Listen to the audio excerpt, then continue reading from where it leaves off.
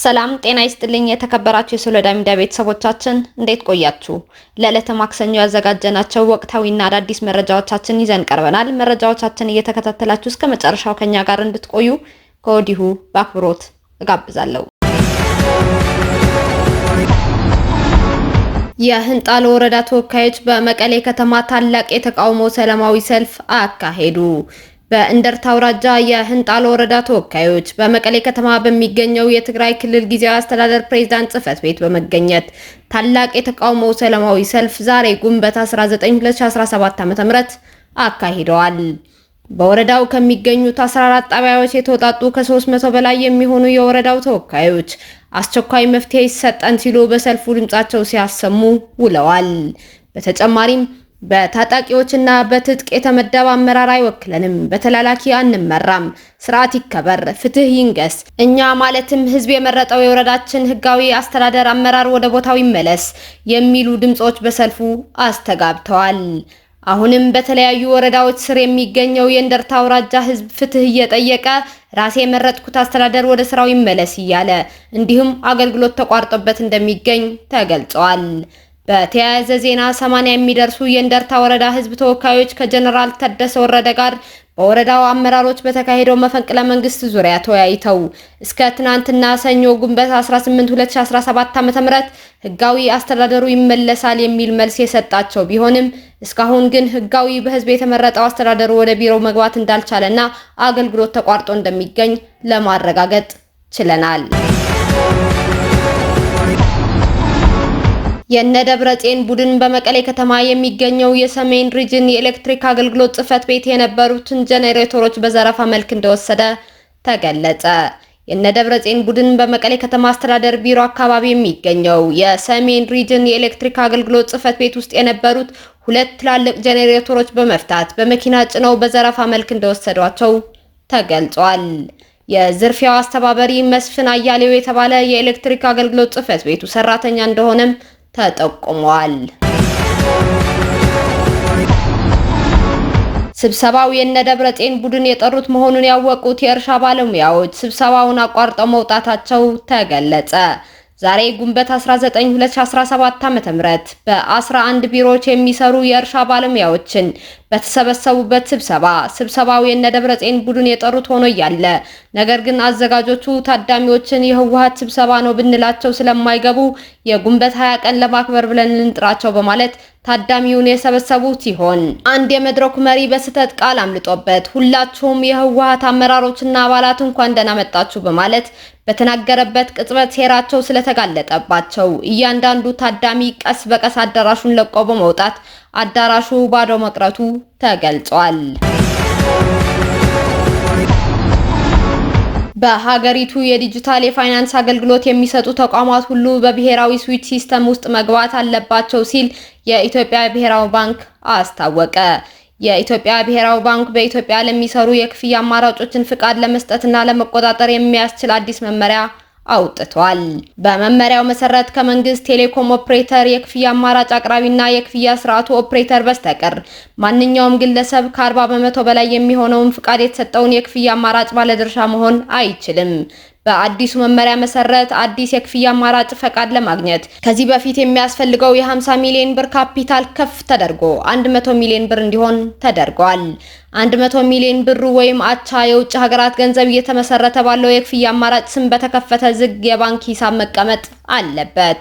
የክፍያ አማራጩ ዋና ስራ አስፈጻሚ ለመሆን በአዲሱ መመሪያ መሰረት የ7 ዓመት የስራ ልምድ ያስፈልጋል ሲባል ከዛ ውስጥ 3 ዓመቱ በአስተዳደራዊ ቦታ መሆን አለበትም ተብለዋል። በተሻሻለው አዲሱ መመሪያ በኤሌክትሮኒክ መንገድ የሚፈጸሙ ዝውውሮችን ደህንነት ለመጠበቅ ከብር 5000 በላይ የሆኑ የገንዘብ ዝውውሮች የቱ ፋክተር አውቴንቲኬሽን ሊኖራቸው ይገባል። የደረጃ 2 ሌቨል 2 አካውንት ባለቤቶች በቀን በአካውንታቸው መያዝ የሚችሉት የብር መጠን ከ150 ሺህ ብር በላይ እንዳይበልጥ ሲደረግ በቀን መፈጸም የሚችሉት የገንዘብ ዝውውር መጠንም ከ300 ሺህ ብር በላይ መብለጥ የለበትም።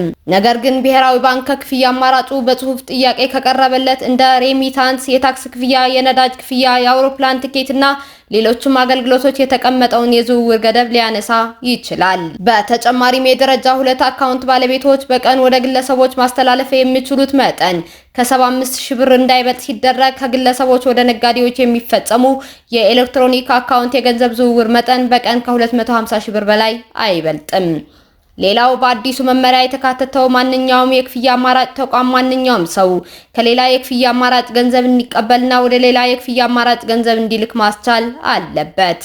ነገር ግን ማንኛውም የክፍያ አማራጭ ይህንን አገልግሎት ለመስጠት በብሔራዊ ስዊች ወይም ሌላ ፍቃድ ባለው ተቋም በኩል ክፍያዎች እንዲያልፉ ማድረግ አለበት። የፋይናንስ አካታችነት ለማሳደግና ቅልጥፍናን ለመጨመር በሀገሪቱ የዲጂታል የፋይናንስ አገልግሎት የሚሰጡ ተቋማት ሁሉ በብሔራዊ ስዊች ሲስተም ውስጥ መግባት አለባቸው። ከባንክ ወደ ዋሌት ወይም በተቃራኒ ክፍያ እንዲፈጸም የሚያደርጉ የፋይናንስ ተቋማት ቱ ፋክተር አውቴንቲኬሽን ጨምሮ የደንበኞች ማንነት መለየት እና ከፋዮች ክፍያ የሚፈጽሙለትን ሰው እንዲያውቁ የማንነት ማረጋገጥ ስርዓት እንዲኖር ማስቻልም አለባቸው። በተጨማሪም የክፍያ አማራጭ አቅራቢዎች በየ6 ወሩ በመንግስት ተቋም የደህንነት ፍተሻ በማድረግ ሪፖርቱን ለብሔራዊ ባንክ ማስገባት አለባቸው። ብሔራዊ ባንክ አሁን እየሰሩ ያሉ ነገር ግን የተከፈለ ካፒታላቸው ከ100 ሚሊዮን ብር በታች የሆኑ የክፍያ አማራጮች እስከ ሰኔ 2027 ድረስ የተቀመጠውን ካፒታል ማሟላት እንዳለባቸው ሲገልጽ፣ ሌሎች መመሪያዎች ግን በመጪዎቹ 6 ወራት ውስጥ ወደ ስራ መግባት አለባቸው ብለዋል። የቀድሞው የኢትዮጵያ ፕሬዝዳንት መንግስቱ ኃይለማርያም ሽልማት ተበረከተላቸው። ፕሬዝዳንት ኮሎኔል መንግስቱ ኃይለማርያም በስልጣን ዘመናቸው የመሰረተ ትምህርት ዘመቻን ተግባራዊ ለማድረግ ላበረከቱት አስተዋጽኦ ኢትዮጵያን ሶሳይቲ ፓርትነርሺፕ የተባለ ድርጅት እውቅና ሰጥቷቸዋል። ሽልማቱን ሐረሬ ዚምባብዌ በሚገኘው መኖሪያ ቤታቸው ተገኝቼ አስረክቤያቸዋለሁ ብላለች ገነት አየለ የተባለች ኢትዮጵያዊ። በዚሁ ጊዜ ኮሎኔል መንግስቱ ኃይለማርያም ባደረጉት ንግግር መሀይምነትን ከሀገራችን ለማጥፋት የተደረገው ጥረት እሳቸው ወደ ስልጣን ከመምጣታቸው በፊት በንጉስ ኃይለ ሥላሴ ዘመን የፊደል ሰራዊት በሚል ለጎልማሶች ትምህርት ይሰጥ እንደነበር አስታውሰው የመሰረተ ትምህርት ዘመቻ በተጀመረ ጊዜ በመላው ሀገሪቱ በርካታ ሰዎች ተሰማርተው በሰሩት ስራ መርቂ ውጤት የተገኘበት መሆኑን ገልጸዋል። አክለውም የቀድሞው የኢትዮጵያ ፕሬዝዳንት ኮሎኔል መንግስቱ ሽልማቱ የኔ ብቻ ሳይሆን በወቅቱ የነበሩ አብዮታውያን ጓዶች፣ ተማሪዎች፣ አስተማሪዎች፣ በጎ ፈቃደኞችና መላው ህብረተሰብ በንቃት የተሳተፈበት ስለሆነ የነሱም ነውና ክብርና ምስጋናውም እነሱም ይውሰዱ ብለዋል። አያይዘውም በዚያን ጊዜ ይህ መሀይምነትን ለማጥፋት የሰራውን መልካም ስራ አስታውሰው እውቅና ለሰጡት ሁሉ ከፍ ያለ ምስጋናዬን አቀርባለሁ ብለዋል። በዚሁ ስነ ስርዓት ላይ የተገኘችው ልጃቸው ዶክተር ትዕግስት መንግስቱ ለአባቷ ኮሎኔል መንግስቱ ለትምህርት ያለህ ጥማትና ፍላጎት ያኔ ገና በወጣትነትህ የተገለጠው የመጀመሪያ ልጅህን ትምህርት ብለህ ስትሰይማት ነው። መማር መማር አሁንም መማር የሚለው መፈክር የሁላችንም ትዝታ ነው።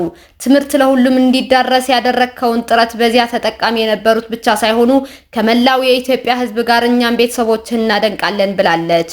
መረጃው የኔታ ቲዩብ አስነብቦታል። የሶማሌላንድ ፕሬዝዳንት ከሰሞኑ በቀጠናው ሀገራት ያደረጉት ጉብኝት ሲዳሰስ ኬንያ የሶማሊያን ጉዳይ በተመለከተ እውቅና የሚሰጠው ብቸኛው ህጋዊ አካል በፕሬዝዳንት ሐሰን ሼህ መሐሙድ የሚመራው የሶማሊያ የፌዴራል መንግስት ነው ስትል አስታውቃለች። የኬንያ የውጭ ጉዳይ መስሪያ ቤት ዛሬ ባወጣው መግለጫ ኬንያ የሶማሊያ ሉዓላዊነትና የግዛት አንድነት የዓለም አቀፍ ህጎችና አካባቢያዊ ስምምነቶችን ታሳቢ ባደረገ መልኩ አከብራለሁ ብላለች። ኬንያ በመግለጫዋ ከጁባላንድ እና ሶማሊላንድ ጋር ግንኙነት እንዳላት ገልጻ ግንኙነቶቹ ለንግድና ደህንነት ጉዳዮች የሶማሊያ ፌዴራል መንግስትን በማማከር እንደሚደረጉ ገልጻለች። ኬንያ አክላም የሶማሊያን ጉዳዮች በተመለከተና አካባቢዎችን በተመለከተ የሚያገባው ብቸኛው ህጋዊ አካል በሞቃዲሾ ያለው መንግስት ነው ብላለች። ይህን መግለጫ እንድታወጣ ያደረጋት የሶማሌላንድ ፕሬዝዳንት አብዱራህማን መሐመድ አብዱላሂ ለይፋው የስራ ጉብኝት ናይሮቢ በመገኘታቸው ምክንያት ነው። ፕሬዝዳንቱ በኬንያ በሚኖራቸው ቆይታ ከኬንያው ፕሬዝዳንት ዊሊያም ሩቶ ጋር ይመክራሉ ተብሎም ይጠበቃል። ከሁለትዮሽ ውይይት በተጨማሪ ፕሬዝዳንቱ ሀገራቸው በናይሮቢ ያሰራችው የዲፕሎማቲክ ሚሽን መቀመጫ ይመርቃሉ ተብሏል። በተጨማሪ በኬንያ መቀመጫቸውን ካደረጉ የዓለም አቀፍ ተቋማት መሪዎችና አምባሳደሮች ጋርም ይመክራሉ ተብለዋል። ሶማሊላንድ ኬንያ ለኮሶቮ የሀገርነት እውቅና ከሰጠች በኋላ ተመሳሳይ እውቅና ኬንያ እንድትሰጣት መጠየቋ ይታወሳል። ፕሬዝዳንቱ ባለፈው ሳምንት ጅቡቲ የነበሩ ሲሆን በጅቡቲ ያደረጉት ጉብኝት በሀገራቱ መካከል ዓመታትን የተሻገረ የፖለቲካ ውጥረት ከነገሰ በኋላ የሆነ ነው ተብሏል። ጅቡቲ ሶማሊላንድ ለኢትዮጵያና አሜሪካ የጦር ሰፈር ለመስጠት በማሰቧ በቀጠናው ያለኝን አስፈላጊነት ይቀንሳል የሚል ስጋት አድሮባት እንደነበር ሲዘገብ ቆይቷል። ጅቡቲ የሶማሊላንድ የሀገር እውቅናን ከማይደግፉ ሀገራት ውስጥ ትገኛለች ተብሎ በተደጋጋሚ ሲገለጽ፣ በፕሬዝዳንቱ አቀባበል ወቅትም የሶማሊላንድ ሰንደቅ ዓላማ ለመኖሩ ብዙሃኑን ይህንን ሀሳብ ዳግም እንዲያነሱ አድርጓቸዋል። በውይይታቸው ወቅትም የሶማሊላንድ እውቅና ማግኘት ጅቡቲን እንደማይጎዳ ለፕሬዝዳንት ኦማር ጊሌህ መግለጻቸው ተዘግበዋል። የፕሬዝዳንት መሐመድ አብዱላሂ ጉብኝት ሶማሊላንድ በምስራቅ አፍሪካ ያላትን ግንኙነት ያጠናከረች ስለመሆኑ ማሳያ ተደርጎ ተወስደዋል። ሴኔጋል ተአምር የተባለለት የዳካር ሪጅን ኤክስፕረስ ባቡር ጣቢያ አስመረቀች። ከዳካር በስተደቡብ ምስራቅ 32 ኪሎ ሜትር ርቀት ላይ እጅግ ዘመናዊ የቴክኖሎጂ ከተማ እየገነባች የምትገኘው ሴኔጋል ከ1 ቢሊዮን ዩሮ በላይ ያስገነባችውን 14 ጣቢያዎች ያሉት ዋና ከተማዋን ዳካርን ከዲያምኒያዲዮ ጋር የሚያገናኘው የዳካር ሪጅን ኤክስፕረስ ባቡር ጣቢያ አስመርቃለች። ይህ በቀን ወደ 115,000 የሚጠጉ መንገደኞችን አገልግሎት መስጠት የሚችል ጣቢያ በ45 ደቂቃ ውስጥ ዋና ከተማዋ ዳካርን ከብሌዝ ዲያግ ዓለም አቀፍ አየር ማረፊያ ጋር የሚያገናኘውን እጅግ ዘመናዊ የባቡር ትራንስፖርት ስርዓት በ14 ጣቢያዎች እንዳሉትም ተነግረዋል። በምዕራብ አፍሪካ ፈጣን ኢኮኖሚ ለውጥ እያስመዘገበች የምትገኘው ሴኔጋል እንደ አውሮፓውያን አቆጣጠር በታህሳስ 2021 የጀመረው ይህ ፕሮጀክት በ10 ደቂቃዎች ብቻ ባቡሩ የዳካርን ዋና ጣቢያ በሰዓቱ ለቆ ወደ ምስራቅ በማቅናት በአትላንቲክ ውቅያኖስ ዳርቻ ላይ በመዝለቅ በአንድ ወቅት ወሳኝ የወደብ ከተማ የሆነችውን ወደ ሩፍቲክ ማገናኘት እንደሚችል የተነገረ ሲሆን ለ40,000 ሴኔጋላውያን የስራ ዕድል እንደፈጠረና ሀገሪቱን ከጫፍ እስከ ጫፍ ማገናኘት መቻሉን ነው የተገለጸው። ሀገሪቱ አዲስ ዘመናዊ የእግር ኳስ ስቴዲየም፣ ዓለም አቀፍ አውሮፕላን ማረፊያ፣ በርካታ የንፋስና የፀሐይ ኤሌክትሪክ ማመንጫዎች፣ ለ8 ሚሊዮን ወጣቶች የስራ ዕድል የሚፈጥሩ ፕሮጀክቶች እየሰራች እና በዳካር እና በዲያምኒያዶ መካከል የኬብል መኪና ትራንስፖርት ፕሮጀክቶችን እየገነባች እንደሆነ የገለጸው አፍሪካን ቢዝነስ ነው። የአፍሪካ ሀገራት የሩሲያ ውለታ አለባቸው ሲሉ መሐማት ፓባሳሌ ገለጹ። በሩሲያ የካሜሩን አምባሳደር መሐማት ፓባሳሌ በሩሲያ የውጭ ጉዳይ ሚኒስቴር የአፍሪካ ቀን ፕሮግራም ላይ ባደረጉት ንግግር የአፍሪካ ሀገራት በጸጥታው ዘርፍ የሩሲያ ውለታ አለባቸው ማለታቸው ስፑትኒክ ዘግቧል። አምባሳደሩ አክለውም ሩሲያ የአፍሪካ ቀንን የምታከብር ብቸኛዋ የበለጸገች ሀገር እንደሆነችና ይህም በሩሲያና በአፍሪካ መካከል ያለው አጋርነት ልዩ እንደሚያደርገው ጠቁመዋል። በጣም ራቅ ባሉ የአፍሪካ መንደሮች ውስጥም ልጆች የሩሲያ ባንዲራ ሲያውለበልቡ ማየት የተለመደ ነው ብለዋል አምባሳደሩ በንግግራቸው። ሩሲያ እንደ ቀድሞው ሁሉ ከአፍሪካ ሀገራት ጋር በሚኖራት ግንኙነት ንቁ ሚና መጫወቷን መቀጠል አለባት ሲሉ መናገራቸው ተዘግቧል። ሩሲያ የአሜሪካው ፕሬዝዳንት ዶናልድ ትራምፕ ስሜታዊ ናቸው አለች። የአሜሪካው ፕሬዝዳንት ዶናልድ ትራምፕ ፑቲን እብድ ናቸው ማለታቸውን ተከትሎ ሩሲያ የአሜሪካውን ፕሬዝዳንት ስሜታዊ ናቸው ብላለች። ሩሲያ ከቀናት በፊት በዩክሬን ባደረሰችው የድሮን እና የሚሳኤል ጥቃት 13 ሰዎች መገደላቸውን ተከትሎ ትራምፕ ፑቲን አንድ ነገር ሆነዋል ሲሉ እሁድ ትሩዝ ሶሻል በተሰኘ ማህበራዊ ሚዲያቸው ተናግረዋል። የፑቲን ቃል አቀባይ የሆኑት ዲሚትሪ ፔስኮቭ በበኩላቸው ትራምፕ ያሰሙት ንግግር በዙሪያቸው ያሉ ሰዎች የሚያንጸባርቁት ስሜታዊ ጫና ነው ብለዋል። ትራምፕ ፑቲንን ለረጅም ጊዜ እንደሚያውቋቸውና እንደሚግባቡ ገልጸው ሆኖም እያደረገ ያለው ነገር አልወደድኩትም ብለዋል። የአሜሪካው ፕሬዝዳንት አክለውም ሩሲያ ላይ ተጨማሪ ማዕቀብ እንደሚጥሉ ዝተዋል ሲል ቢቢሲ ዘግቧል። የተከበራችሁ የሶሎዳ ሚዲያ አድማጭ ተመልካቾቻችን ለዕለቱ መራርጠን ወደ እናንተ ያቀረብናቸው መረጃዎቻችን እስካሁን ስትከታተሏቸው የቆያችሁ ይመስሉ ነበር። እስካሁን ከኛ ጋር አብራችሁን ስለነበራችሁ እያመሰገንኩኝ በሌሎች መረጃዎች እስክንመለስ እንደተለመደው የሶሎዳ ሚዲያ ቤተሰብ በመሆን ላይክ፣ ሼር፣ ሰብስክራይብ ማድረጋችሁን አትርሱ። አዳዲስና ወቅታዊ መረጃዎቻችን በቶሎ እንዲደርሷችሁ የደወል ምልክቷን ይጫኑ። ሰላም ለእናንተ፣ ሰላም ለኢትዮጵያ።